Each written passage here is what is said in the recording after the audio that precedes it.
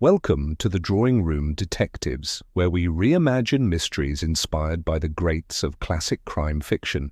Tonight's tale takes us to the ivy-covered halls of an English estate where a missing will, a sudden death, and a trail of whispered secrets await sharp eyes and sharper minds. Settle in with a cup of tea, turn down the lights, and let yourself drift into a world of suspicion, roses, and hidden truths. Before we begin, I'd love to know, where in the world are you listening from? Leave a comment below and join fellow mystery lovers from across the globe. Chapter 1. A Death at Wickham Hall. Wickham Hall, a fine Georgian manor tucked on the outskirts of much Bisley, had never quite shaken off the sort of chill that came from too many generations passing in the same drawing room. On the morning of Lady Eleanor Whitcomb's death, the wisteria hung in fragrant bloom across the south-facing terrace, and the garden, her pride and joy, was in full, glorious riot. It was just past 4 o'clock when Parsons, the butler, found her seated rather stiffly in her favourite cane chair, half a cup of Earl Grey gone cold beside her, and a pair of delicate garden shears resting loosely in her lap. "She's gone," Dr. Pritchard announced 20 minutes later. "Heart, most likely. She was 82. These things do happen." They did, of course, but not always so tidily, right after tea on a Tuesday, in the middle of a sentence with her prize dahlias still needing thinning. By Thursday morning, much Bisley was humming. Lady Whitcombe, though sharp-tongued and firm on matters of roses and rectitude, had been a well-regarded figure. Widowed for decades, she had chaired the Garden Society, donated generously to the parish roof repairs, and once quelled a scandal at the school board with a single raised eyebrow, so it was something of a shock to find that the late Lady Whitcombe had died intestate, or so her solicitor claimed. "There must be some mistake," said Miss Jane Marple. "Lady Eleanor was the sort of woman who made lists. For her lists, she wouldn't have left anything to chance." "She had a will," insisted Dolly Bantry, who was not known for discretion. "Changed it not 2 months ago. Parsons overheard something about a generous sum to the gardener. What was his name again? Hartley. Michael Hartley. Lovely eyes, if you like the quiet brooding sort." Miss Marple nodded once and tucked that away. Wickham Hall's current occupants were few but intriguing. The deceased's heir presumptive, Sir Geoffrey Whitcombe, had already arrived in a cloud of importance and wool waistcoats. A distant nephew and the only remaining male of the line, he had long counted on inheriting the estate, despite rarely visiting except for obligatory holidays. Mrs. Lavinia Pierce, a cousin on the maternal side, had arrived as well, trailing the scent of violet cologne and disappointment. She had spent the past 3 years telling anyone who would listen that Eleanor had promised her the diamond brooch, and possibly the cottage in Devon. And then there was the gardener, Mr. Michael Hartley, a quiet, flax-haired young man with a reputation for coaxing blooms from near-dead soil. The ladies in the village referred to him as the handsome mystery, and there were murmurs that Lady Whitcombe had taken rather a maternal liking to him. When the vicar called it a tragedy, Miss Marple had simply said, "Yes, most tragic when a life ends before the last item on one's to-do list." And now there was no will. Or rather, there was an old will dated nearly 20 years ago, leaving everything to Sir Geoffrey. But the new one, rumoured, whispered, expected, had disappeared. And while others spoke of grief and accident, Miss Marple, who had once solved the matter of the murder at the Rose Show with nothing but a broken hatpin and an overheard remark, narrowed her eyes just slightly, because people, she knew, often lied, but gardens and teacups did not. Chapter 2. The Vanishing Will. The library at Wickham Hall smelled faintly of lemon polish and suppressed indignation. At precisely 11 o'clock, Mr. Pemberton, of Pemberton and Slide solicitors, arrived with a worn leather satchel, his rimless spectacles, and a demeanour of grave efficiency. He was a pale man with damp-looking hair and the sort of expression that suggested he considered emotion to be something best left to theatre folk. "I have come," he announced, "to conduct the formal reading of the late Lady Whitcomb's last testament." Sir Geoffrey rose as though to deliver a speech to Parliament. "Finally," he said with unearned gravitas, "we may at last set this unfortunate business behind us." They gathered, Sir Geoffrey with his perpetual air of entitlement, Mrs. Pearce with her crocheted shawl clutched about her as though it might shield her from disappointment, and Michael Hartley, summoned rather unexpectedly but sitting quietly near the French doors, boots clean and posture stiff. Miss Marple was present, of course, not formally invited but asked by Dolly Bantry to accompany her, just for a bit of moral ballast, and politely offered a seat in the back corner by the credenza. Mr. Pemberton opened his satchel, withdrew a bundle of documents and frowned. A furrow appeared between his brows. "I must say," he began with uncharacteristic hesitation, "this is somewhat irregular." "Get on with it, man," said Sir Geoffrey. Mr. Pemberton cleared his throat. "Lady Eleanor executed a new will on the 12th of March. I witnessed it personally. However," he held up the file. "It is not here." He held aloft a single sheet of yellowed parchment. "What is here is her previous testament, dated 1932, which names Sir Geoffrey Whitcombe as the sole beneficiary." A short silence fell. Then came the outrage. "She changed it," Mrs. Pearce barked, face reddening. "She promised me the Devon cottage and her pearls." "Are you certain the newer will existed?"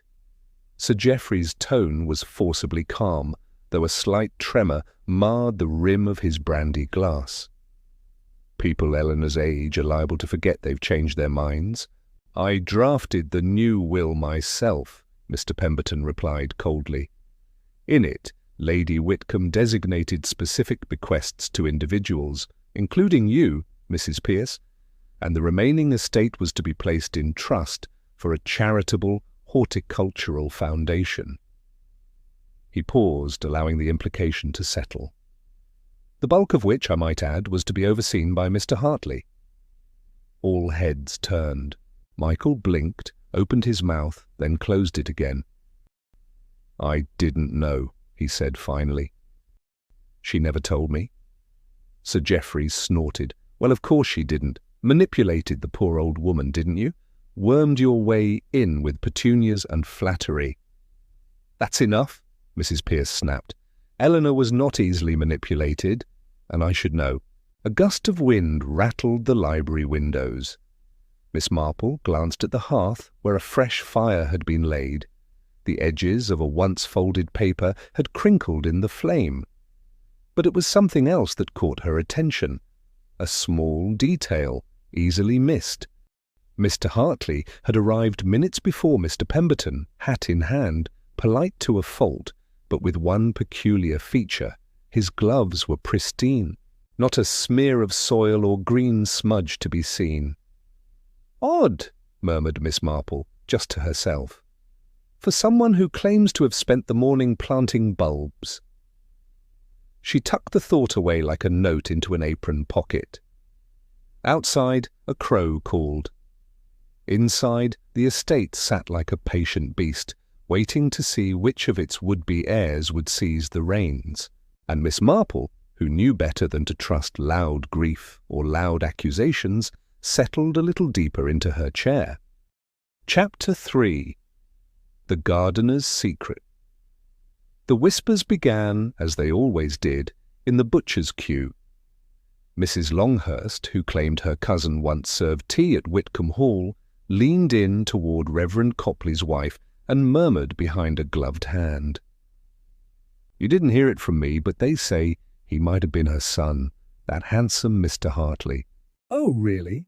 said Mrs. Copley, who very much had heard it from her. By the time Miss Marple encountered the tale, It had grown in scale and scandal. According to the village by midweek, Lady Whitcombe had hidden an affair, sent a baby away to be raised by a cousin in Yorkshire, and quietly welcomed him back under the guise of a gardening apprenticeship. It was all very dramatic and almost entirely unsubstantiated.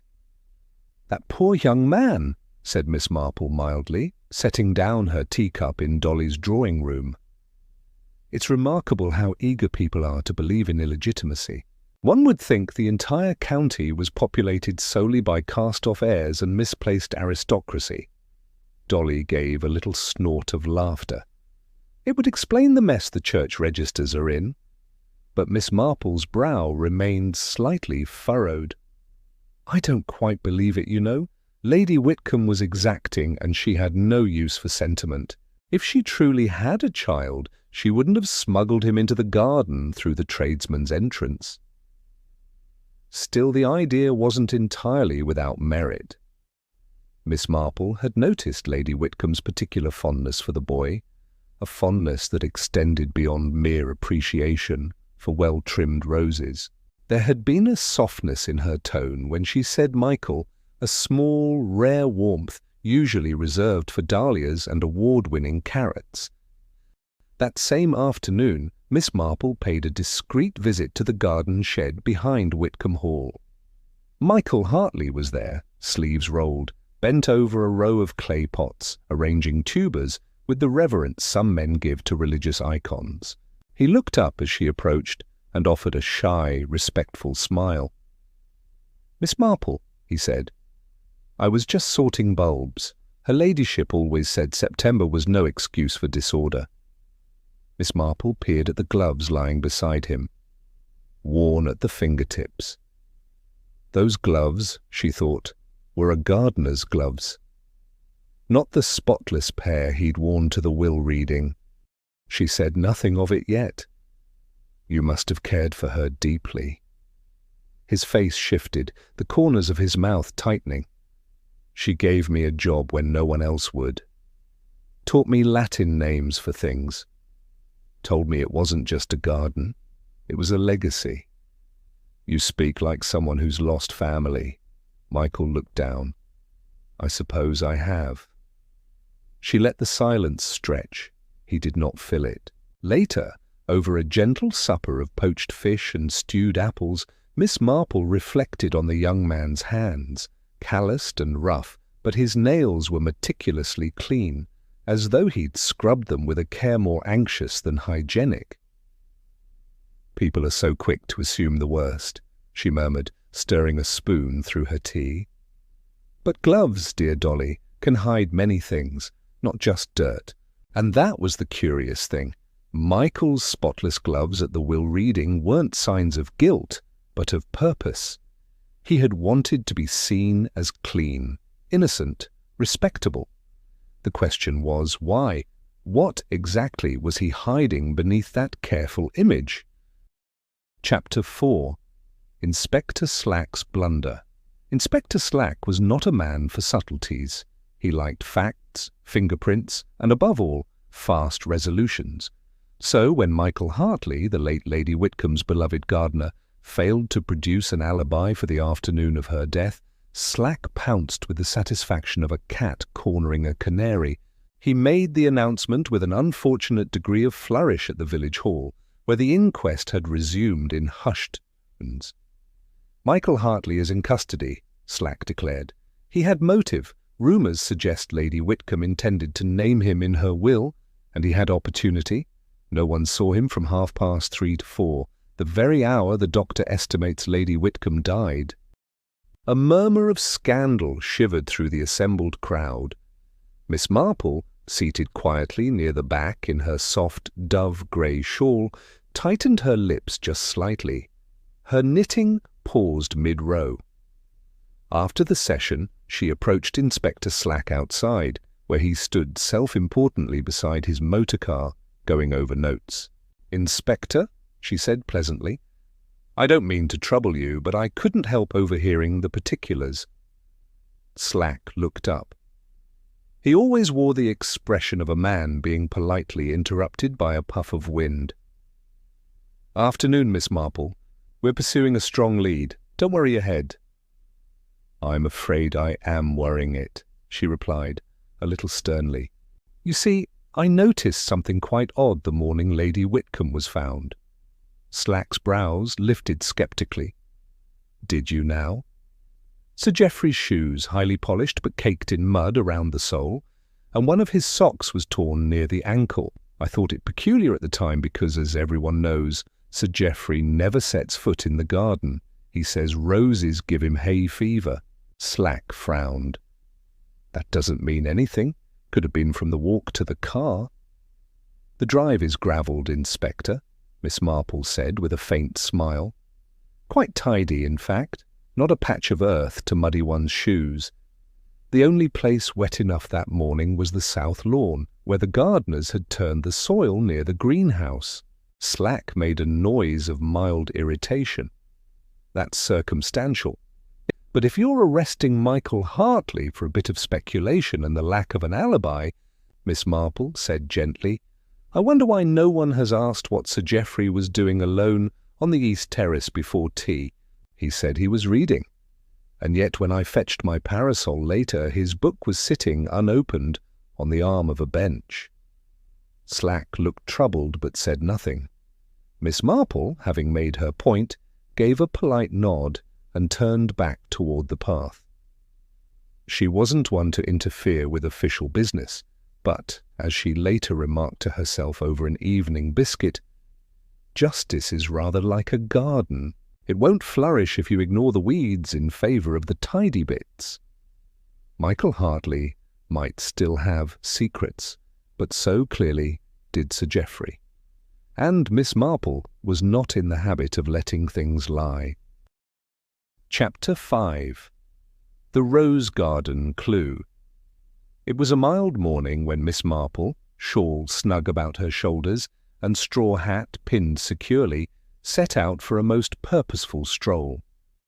Wickham Hall's gardens were famed in the county, and Lady Eleanor's rose beds, arranged in neat concentric rings near the greenhouse, had won prizes for 12 consecutive summers.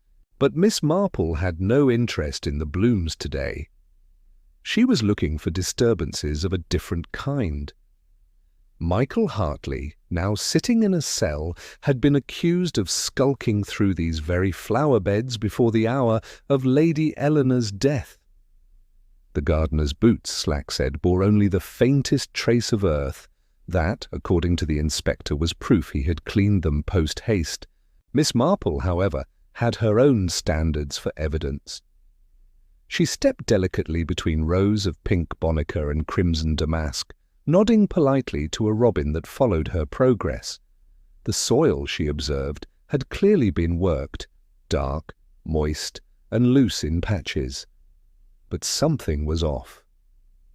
She bent slowly, leaning on her walking stick, and examined the footprints, rather, the lack of them.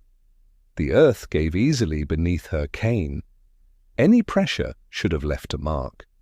But there were no indentations heavy enough for boots, certainly not the sturdy, square-toed ones she'd seen Michael wear.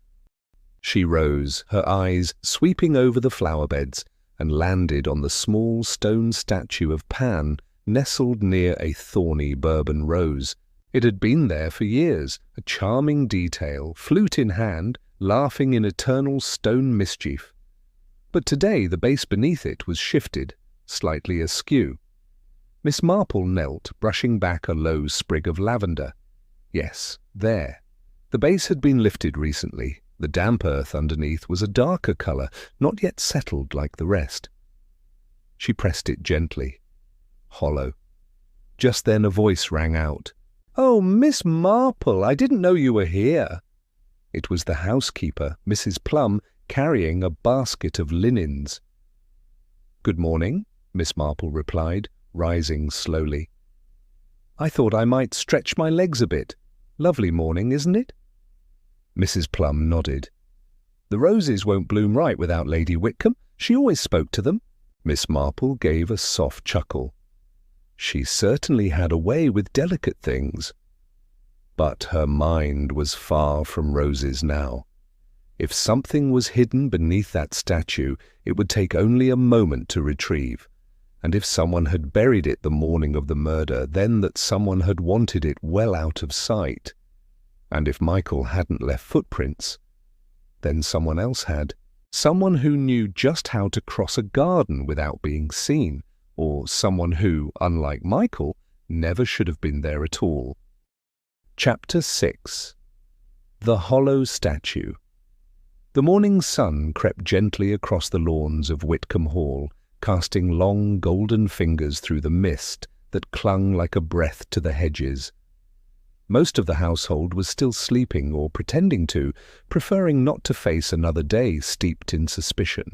But Miss Marple had never been one for indolence, not when there were questions yet unanswered and truth still concealed like a misplaced glove in a dark drawer.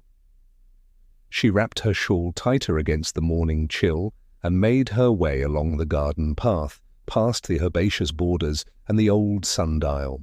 Her steps were steady, deliberate. She paused beside the rose garden, now in full bloom, Lady Eleanor's pride and joy, and let her gaze rest on the small statue of Pan nestled among the blossoms. It was no more than 2 feet high, carved in a playful pose, with a flute to his lips and a hollow look in his eyes.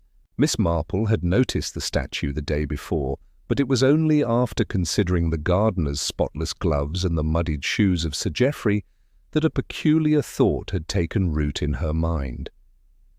She knelt before the statue now, careful not to disturb the wet soil, and ran her fingers along the base. It gave just slightly, almost imperceptibly. With the same brass letter opener she used for her morning post, she slid the thin blade into a narrow seam near the bottom, an unnatural line where the stone should have been flush. The opener clicked against something metallic, and the statue shifted. A hidden panel in the base swung outward an inch on small, well-oiled hinges. Miss Marple opened it gently. Inside was a hollow cavity lined in faded velvet. Within it lay an envelope, thick, cream-coloured, tied in crimson ribbon and stamped with Lady Eleanor's personal wax seal. Miss Marple drew it out carefully, her hands sure despite the gravity of the moment. She sat back on her heels and opened it. The scent of lavender, faint but unmistakable, clung to the papers inside. There it was, the last will and testament of Lady Eleanor Margaret Whitcombe, dated only 6 weeks ago and notarized by Mr. Pemberton, the family solicitor. But there was more. Folded within was a second document, short, handwritten in fine pointed script, a codicil. It read, "Should my death occur under questionable circumstances, I request a formal inquiry be undertaken. I strongly advise beginning with my nephew, Geoffrey Whitcombe, who has shown a troubling eagerness for inheritance and a distinct lack of discretion. This is not paranoia, but prudence. I have trusted too few in life. Let this document bear witness that I trust my instincts in death." There was no melodrama in the words, no trembling accusation, just cool, articulate foresight. Miss Marple allowed herself a faint, sad smile. She resealed the envelope and returned the statue to its original position, wiping her hands gently with her handkerchief. The soil surrounding the statue had clearly been disturbed earlier, but no trace of Michael's boots, not even the faintest print, could be seen, which meant someone else had retrieved the will and hidden it, perhaps with the intention of destroying it. Someone who'd hoped the matter would pass quietly, with Michael dismissed and the original, far more convenient will reinstated. But Lady Eleanor had outmanoeuvred them, even in death. Miss Marple walked slowly back to the house, her steps lighter now, the weight of truth finally in her grasp. Inside, the corridors were still hushed, but a light flickered under the door of the morning room, and Mrs. Plum could be heard clattering about in the kitchen. The scent of toasting bread wafted toward her. She did not seek out Inspector Slack just yet. Nor did she ring the bell to summon anyone. No, these things must be done with care. She retired to the drawing-room and settled into the high-backed floral chair by the window, placing the envelope beside her. From her knitting basket, she withdrew a ball of heather-blue wool and began to cast on a fresh row of stitches. When Mr. Pemberton arrived later that morning to deliver an apology for the missing will and offer an awkward reassurance that the older will should still be honoured in good faith, Miss Marple simply handed him the envelope. "I believe you were looking for this, Mr. Pemberton. You may wish to read it with great care." The solicitor turned ashen as he scanned the documents, then stammered something incoherent before asking to be excused. As for Sir Geoffrey, he was found not in his room but in the stables, shouting at the groom about the state of his car tyres. He fell uncharacteristically silent when he returned, and saw Miss Marple calmly sipping tea beneath the gaze of his late aunt's portrait. She didn't confront him, not yet, but she would, and when she did, she had every intention of knitting through it with all the serenity of a woman who had been proven right yet again. Chapter 7. The Poisoned Teacup. The morning passed with a curious hush over Wickham Hall, the kind that settles in before a storm, not one of weather, but of consequence. The housemaid, a nervous girl named Elsie, with a naturally apologetic demeanour and a habit of smoothing her apron every time she spoke, had been summoned discreetly to the drawing-room by Miss Marple. They sat beside the tall windows where light poured across the polished floorboards and flickered in the edges of the old portrait frames. Miss Marple, knitting as always, gave Elsie one of her gently encouraging looks, the sort that disarmed and reassured in equal measure. "My dear," Miss Marple said, as if commenting on the weather, "you were present the afternoon Lady Whitcombe passed, weren't you?" Elsie nodded quickly. "Yes, ma'am. I was on tea duty." "And she had her tea as usual?" "She did, ma'am, but—" Miss Marple looked up. "But—" Elsie hesitated. Her hands clutched the folded edge of her apron again. "Well, it's just— She said something odd that day. Not to me directly, you understand? I was just clearing the sugar bowl when she said it to herself, or maybe to the cat, but I heard it plain as day. She said, 'I ought to make my own tea again. One never knows what's in the pot these days.'" "Indeed," said Miss Marple softly. "And did she make her own tea?" "No, ma'am, that's the thing. Sir Geoffrey came in just then, strode in like he owned the place, he always does, and said, 'Nonsense, aunt, I'll pour for you.' Took the teapot straight out of my hand." Miss Marple paused mid-row. "He poured it himself?" Elsie nodded. "Did she drink it?" "Yes, ma'am. Took just a sip and set it down. Said it tasted off. Bitter." "Do you recall what became of that cup?" "Oh, yes, I remember clearly. She never touched it again. I cleared it away myself not 10 minutes later. But Sir Geoffrey was hovering, you see, watching. He said he'd take care of the tray, which he never does. Then he followed me to the kitchen and took the cup himself." Miss Marple raised a single white eyebrow. "He did? Did he? I thought it odd. I told Cook about it, and she just said not to get involved. Said they'd all turn on me if I started gossiping." Miss Marple offered a soft smile. "Well, Cook is a wise woman, but sometimes the truth needs a bit of dusting. You did very well to remember. Do you recall if your mistress ever worried about her health? Palpitations, perhaps?" "No, ma'am, fit as a fiddle. Walked the garden every morning, even in the cold. She'd say, 'Death will have to chase me round the rose bushes if it wants me.'" Elsie swallowed. She weren't the type to die sudden like that, not unless something or someone helped it along. Miss Marple nodded slowly, and her knitting resumed. She thanked the girl and sent her off with a warm smile and a whispered suggestion to take tea only from her own hand for the time being. Later that afternoon, Miss Marple made a quiet visit to the village chemist. She inquired about common household poisons, in the interest of fiction writing naturally, and made particular note of a bitter-tasting compound called digitalis. "Fatal in large enough quantities," the chemist explained, lowering his voice. "Derived from the foxglove, you know. Nasty stuff. Acts on the heart. Quite easy to overlook if one assumes natural causes. Not uncommon in old country gardens." "And how would one administer it?" Miss Marple asked. "Oh, tea would be simplest. A few drops, enough to stir suspicion if one were looking, but with the right blend it might go unnoticed."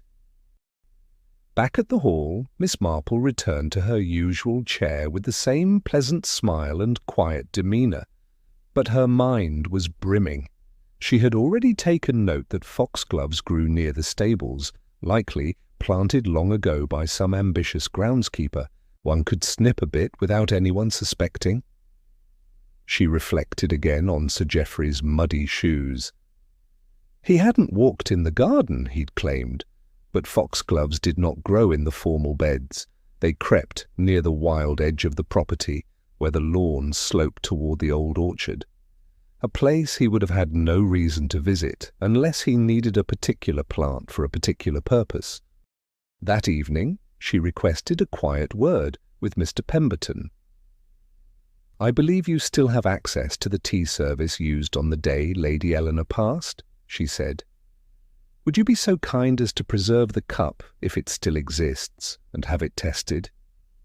Particularly for any cardiac glycosides?" Mr. Pemberton blinked. "You suspect poison?" "Oh, not poison, dear Mr. Pemberton, merely impatience." In the days that followed, the results came quietly and efficiently. The inside of the cup bore trace residues consistent with digitalis, specifically a tincture of foxglove, prepared and administered in quantities subtle yet potentially lethal to an elderly woman. Enough to cause arrhythmia, enough to pass as natural death, but only in the absence of suspicion. And Lady Eleanor, it seemed, had been anything but unsuspecting. Miss Marple sat once again beneath her favourite rose arch, the codicil tucked neatly in her knitting bag, the threads of the case unravelling just as neatly as her skein of heather-blue yarn. She had almost everything she needed. Almost. What she awaited now was a mistake, a final one. And she was quite certain it would come. Chapter 8. The Family's Alibi. The billiard room at Wickham Hall was a relic of a bygone age. Mahogany panelling, green felt table, polished cue rack, and a faint, lingering scent of old cigars and lavender polish. It was here that Sir Geoffrey Whitcombe insisted he had spent the hour of his aunt's death in the company of the Reverend Horace Pilling, a kind-faced man of advancing years and severely diminished eyesight. "I was showing the vicar my trick shot," Sir Geoffrey had said with theatrical ease. "A sort of jump and cushion manoeuvre. Took ages to master it. We played 2 full frames before tea." Miss Marple sipped her weak Darjeeling and offered her most pleasant smile. "How very athletic of you!" Geoffrey, puffed up like a turkey in velvet slippers, preened at the compliment. "One must keep the old wrists nimble, Miss Marple. It's all in the flick." Miss Marple tilted her head ever so slightly. "And what time did you begin this match?" He blinked. "Oh, just before 4, I should say. Perhaps 1:45. We had a glass of port beforehand, you know how it is." "Of course," she said mildly, and returned to her knitting. Later that day, Miss Marple made her way down to the vicarage, where Reverend Pilling was tending his dahlias with all the reverence of a man handling rare manuscripts. "Oh, yes," he said cheerfully, when asked about the billiards. "Sir Geoffrey invited me to play. I'm afraid I was rather dreadful. And do you recall when you arrived at the hall, Reverend?" The old man scratched his ear. "Somewhere around 3:30. Or was it 4? No, it was later than I intended. The church clock had struck just as I was finding my walking stick. That would have been 4 exactly. Miss Marple's eyes twinkled. And do you recall how long you played? Oh, not long at all. Perhaps 20 minutes. I left shortly before tea was served. The light in that room, you know, it does play tricks. I could barely see the cue ball. Tricky business, Miss Marple murmured. And Sir Geoffrey's trick shot?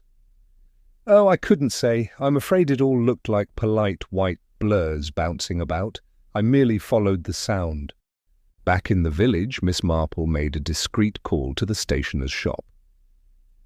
Do you happen to recall, Mrs. Ledbetter, she asked the owner, when Sir Geoffrey picked up that telegram last Tuesday? Mrs. Ledbetter, never one to forget a detail or a hair appointment, thought for a moment. He came in just after 3. The vicar was here too, buying ink. They left together. It's very kind of you to remember, said Miss Marple. Well, said Mrs. Ledbetter, lowering her voice, he nearly knocked over my cat on his way out, all in a rush. Looked pale, I thought. Not at all like a man planning a relaxing round of billiards. By now, Miss Marple had acquired several facts. First, the vicar could not reliably confirm Sir Geoffrey's time of arrival. The vicar did not witness the trick shot, or anything at all, really. The only evidence of the billiard match was Sir Geoffrey's word. And more importantly, the match could not have taken place as long, or as precisely, as claimed. She returned to Wickham Hall to find Sir Geoffrey in his study, poring over a set of legal documents he barely understood. Sir Geoffrey, she said, in that gentle voice that always made people underestimate her, do you happen to know where the billiard chalk was kept? He frowned, caught off guard. The chalk? Yes, I noticed the cues were freshly powdered, but there was no trace of chalk dust on the table or your sleeves. Well, I must have wiped them. Of course, she said, and paused. But one must ask, why rehearse a game that never took place? He opened his mouth, then closed it. For a moment, something flickered behind his eyes, panic, calculation, guilt. But it passed as swiftly as a shadow behind a curtain. Miss Marple gave a faint smile. You see, Sir Geoffrey, it's terribly convenient that the only man who can verify your alibi cannot, in fact, see the hands on a clock. And with that, she excused herself. That evening, over a quiet dinner with Mr. Pemberton and Inspector Slack, who had begrudgingly returned after Miss Marple's gentle urgings, the pieces began to fit. The timeline was growing narrow. The teacup had been poisoned somewhere between 4 and 4:20. Lady Whitcomb's maid had confirmed that Sir Geoffrey had come downstairs just after 4 and insisted on pouring tea, just moments before Lady Eleanor fell ill. If the billiards match had occurred at all, it must have been a brief affair, hastily arranged to serve as a flimsy alibi. And with the vicar's testimony now full of holes, only one piece remained to complete the picture. Intent. Miss Marple, staring into her chamomile, spoke softly. He planned it quite well. He thought if he poured the tea himself, there'd be no witnesses. That if the will was hidden, destroyed even, no one would question a natural death. But he underestimated her. She hid the will too cleverly and left us a trail. Inspector Slack, begrudgingly impressed, huffed. And now? Now, Miss Marple said, folding her napkin, we watch him sweat. Chapter 9. The Vicar's Memory. The vicarage garden was quiet that morning, save for the soft clink of pruning shears and the occasional scolding of a robin defending its territory from a rather presumptuous sparrow. Reverend Horace Pilling, swathed in his familiar brown cardigan, was tending to his lavender border when Miss Marple paid her second visit of the week. "Oh, Miss Marple," he said with a kindly smile, "to what do I owe the pleasure? I assure you, my billiards have not improved." She chuckled softly. "I'm quite sure they've not declined either." He invited her with his usual gentility, offering tea that was far too weak and biscuits that were far too stale. Yet Miss Marple accepted them graciously as always, and waited until they were seated before speaking again. "You said something the other day, Reverend, about the billiard game with Sir Geoffrey." "Ah, yes, I remember, though I fear I didn't offer much clarity." "On the contrary," she said gently. "But I wonder if you might tell me again, when, precisely, did you arrive at Wickham Hall?" Reverend Pilling frowned into his cup. "Just after 4, I believe. The church clock struck as I stepped out." "And how long were you together before tea?" "Oh, no more than 20 minutes, I'd say. I had to return for the evensong reading." "And in that time, was Sir Geoffrey always with you?" The vicar paused, a flicker of uncertainty crossing his lined face. Now that you mention it, there was a moment when he excused himself. To fetch cigars, I believe. He said they were in the study and that his aunt disapproved of smoking in the billiard room. Terribly old-fashioned, Eleanor was. "How long was he gone?" 5 minutes, perhaps 10. I wasn't keeping track.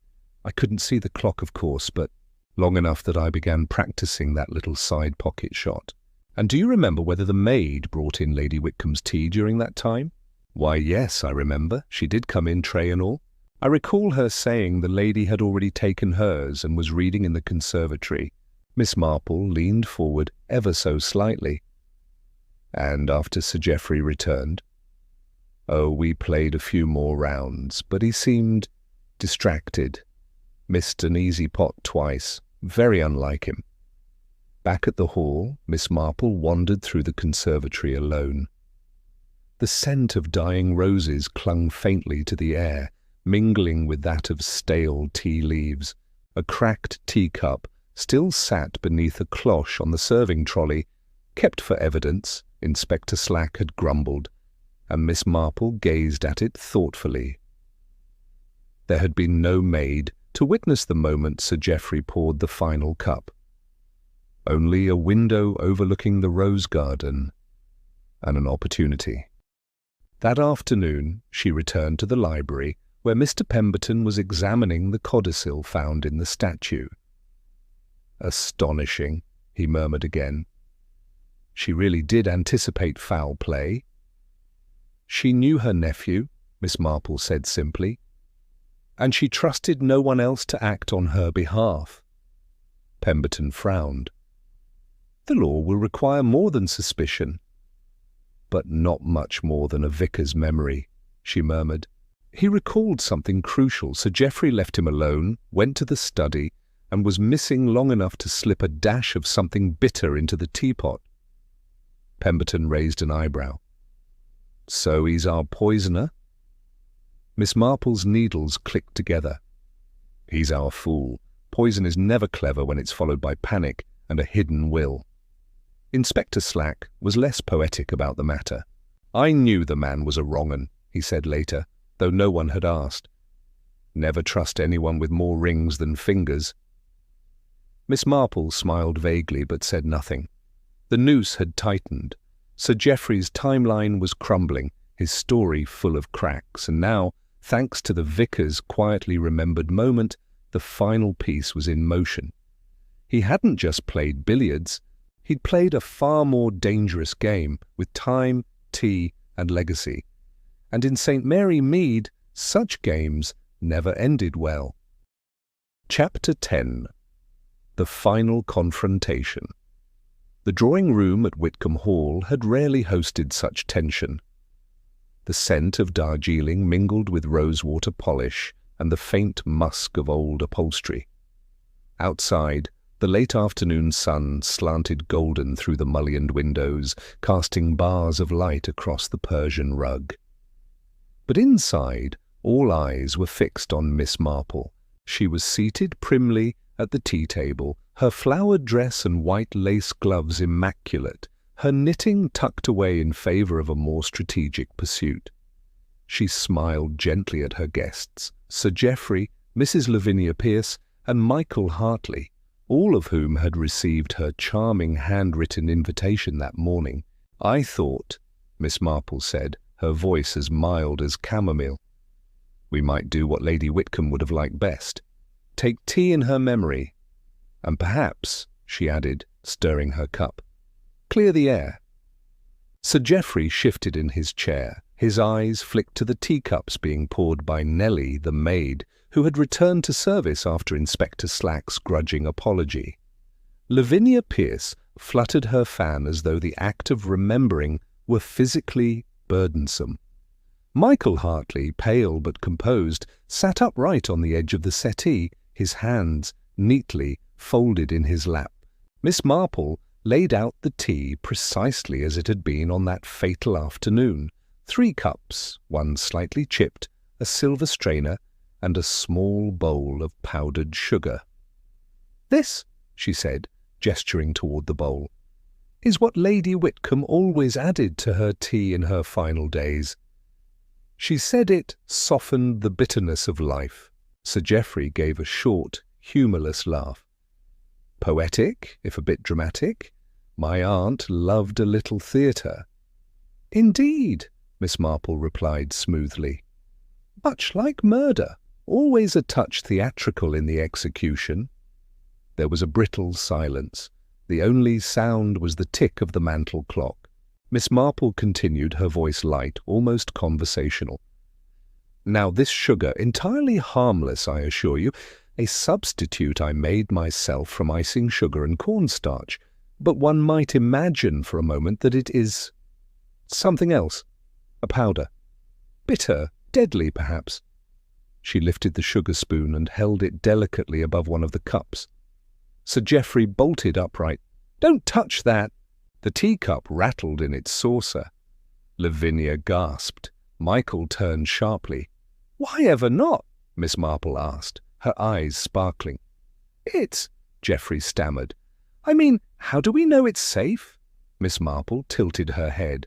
"My dear Sir Geoffrey, I believe you already know. You saw it once before, didn't you? Or something very like it. That day in the conservatory." Sir Geoffrey's composure broke like a cracked vase. His hand shot out, knocking the cup clean off the table, where it shattered on the hearth. Sugar scattered like snow. "I didn't mean to kill her," he burst out. "I meant to frighten her, just a bit, shake some sense into her, into that ridiculous new will." Lavinia let out a strangled sob. Michael remained frozen, eyes wide. Miss Marple rose slowly. "I rather thought so," she said gently. "You see, Lady Whitcombe was very precise in her language. She wrote in her codicil that if she died under suspicious circumstances, her nephew should be investigated, not disinherited, investigated." Sir Geoffrey stood trembling as Inspector Slack stepped from behind the drawing-room curtain, where he'd been lurking uncomfortably for 10 minutes. "Got it all?" Slack grunted, tapping the notebook in his pocket. "Word for word." Miss Marple smoothed her gloves. "A very tidy ending, I think." Slack took Sir Geoffrey by the arm, not unkindly, but with firm resolve. "Come along, sir. Let's take a walk to the station." As they left, Michael turned to Miss Marple. You knew all along?" "I suspected," she said, "but sometimes people need just a little encouragement to speak the truth. Tea helps, I find." The sun dipped lower behind the elms, and the shadows in the room lengthened. Miss Marple sat once more, refilling her cup with a steady hand. Lady Whitcombe's will would be honoured, the gardener would inherit, and justice, that most elusive of blooms, had taken root in the fertile soil of reason. Chapter 11. Justice served. The arrest was quiet. Sir Geoffrey did not resist, though his face bore the stunned pallor of a man who had long considered himself untouchable.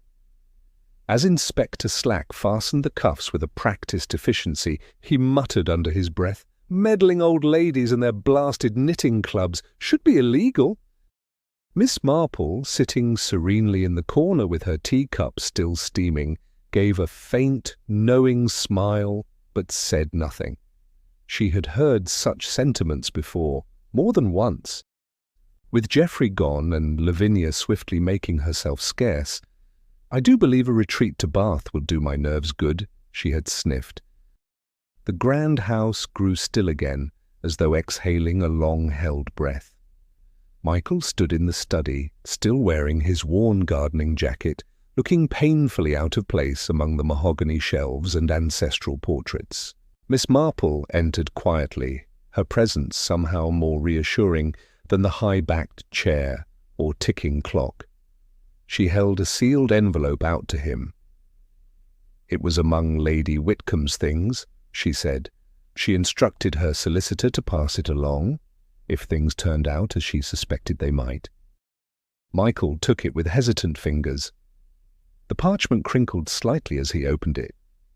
Her familiar spidery handwriting greeted him with a firmness that belied her age. "My dear Michael, a garden thrives under care, not greed. Remember that, should the time come. The house, the land, it is not a reward, but a responsibility. You understand that, which is why I chose you. Blood is not always family, and family is not always blood. With affection, Eleanor Whitcombe." His throat worked, but no words came. Miss Marple, ever gentle, patted his arm. "She saw in you what many of us did, Michael. Someone who listens, who tends to living things without asking what they'll give in return." He nodded, blinking back something unspoken. "I don't know how to run an estate. You know how to grow things," she said softly. "The rest will follow." Outside, the first spring crocuses were beginning to bloom, just as Lady Whitcombe had once instructed her gardener to plant them. A little colour before the frost has fully gone, and now, with the frost of grievances melting, new life could begin. Epilogue. The garden in bloom. It was nearly summer when Miss Marple returned to Wickham Hall, though she came not as a sleuth, but as a guest. The estate had changed. Gone were the dusty, locked drawing-rooms and overgrown hedges. The garden paths were swept, the roses pruned with affection rather than obligation. The once formal lawns now welcomed bees and butterflies among clusters of lavender and sage. Michael met her at the gate, his hands still calloused, but his coat now buttoned with a certain quiet confidence. "Miss Marple," he said with a smile, "I hope you don't mind tea in the garden." She didn't. In fact, she preferred it. The table was modest, just shortbread, warm scones, and Lady Whitcomb's favourite silver teapot, polished lovingly. A portrait of her now hung in the hall, not stern and posed, but informal. Lady Whitcombe in her wide straw gardening hat, hands tucked in her apron, smiling faintly beside a blooming rosebush. They drank in silence for a time. Birds flitted through the apple trees. Somewhere beyond the stone wall, a sheep bleated lazily. Finally, Michael spoke. "Sometimes I wonder if I deserved any of it." Miss Marple, folding her hands neatly, regarded him with those pale, piercing eyes. "Deserving isn't always about birthright, Mr. Hartley. It's about how one tends to things. Gardens, homes, people. She saw that in you. I dare say she was right." The wind stirred the teacups gently. Miss Marple rose, brushing a crumb from her skirt. "I must be going. My geraniums won't prune themselves." Michael chuckled. "You're always welcome here, Miss Marple." She paused at the gate, turning once more to look at the hall, its windows open, its gardens alive again. "I imagine Lady Whitcombe is quite pleased." And with that, she was gone, just a wisp of grey and lavender down the lane, leaving behind only the scent of tea and roses.